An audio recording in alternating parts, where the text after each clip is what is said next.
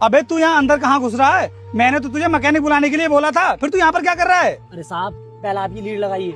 अबे ये लीड क्यों लगाऊं मैं? पता नहीं क्या क्या बोले जा रहा है। अरे साहब पहले आप लीड लगाइए तो सही। और ये देखो वीडियो। साहब आप इस गाड़ी में बैठकर मत जाइए, क्योंकि आपकी पत्नी ना इस गाड़ी के ब्रेक फेल करा दिए हैं। अगर आप जाना ही चाहते हैं तो आप अपनी पत्नी को साथ लेकर जाइए। मैं झूठ नहीं कह रहा हूँ, आप मेरी बात का यकीन कीजिए। मैंने आपकी पत्नी को मैकेनिक के साथ आपको मारने की प्लानिंग बनाते हुए सुन लिया था। अबे ओए, ये तू क्या बकवास कर रहा है? पहले तो ना तू गाड़ी से बाहर निकल गाड़ी से, चला जल्दी।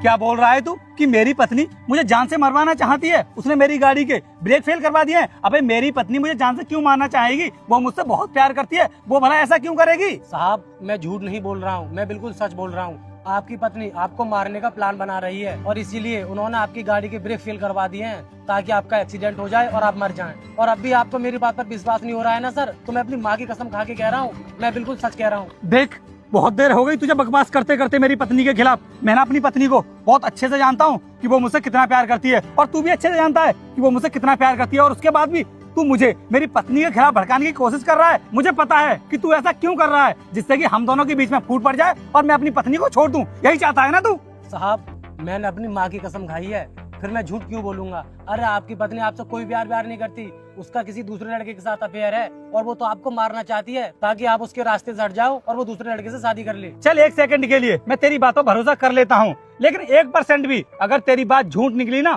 तो तू जानता है मेरे बारे में कि मैं तेरे साथ क्या कर सकता हूँ। तू ना मुझे मेरी पत्नी के खिलाफ भड़काने की कोशिश कर रहा है, इसलिए मैं तुझको छोड़ूंगा नहीं। मैं जा रहा हूँ अपनी पत्नी से और पूछूंगा उससे। अगर तेरी बात झूठ निकली ना तो समझ लेना बचेगा नहीं तू। अरे रोहित, क्या हुआ? रुक जा बेटा, मैं माता वैष्णो देवी हूँ, तुम्हारे घर पैसों से भरने आई हूँ। आज इग्नोर मत कर, मेरी बात मान। इस वीडियो को लाइक फॉलो करके 3 भक्तों को भेज, फिर देखना कैसे कैसे तुम्हारे घर पैसों की बरसात करती हूँ। तुम सिक्योरिटी गार्ड से क्या बातें कर रहे हो? और तुम लेट नहीं हो रहे हो? तुम जाओ ना। अरे कुछ नहीं अनुष्का, वो मैं इसको समझा रहा था कि मैं 8-10 दिनों के लिए बाहर जा रहा हूँ, तो तुझे हमारे घर की देखभाल अच्छे से करनी है। क्योंकि अनुष्का तुम्हें तो पता ही है कि आए दिन बहुत सारी घटनाएं होती रहती हैं। लोग रात में चोरी करने के लिए घरों में घुस जाते हैं और सिक्योरिटी गार्ड गेट पर बैठे बैठे सो जाते हैं। और इसीलिए मैं इसको समझा रहा हूँ कि हमारे घर की देखभाल अच्छे से करना, रात को कभी सो भी मत जाना, दिन में अच्छे से नींद लेना, क्योंकि दिन में हमारा सिक्योरिटी गार्ड दूसरा है जो काम करता है हमारे यहाँ पर। समझ में आया तुझको? इसलिए कोई गलती नहीं होनी चाहिए।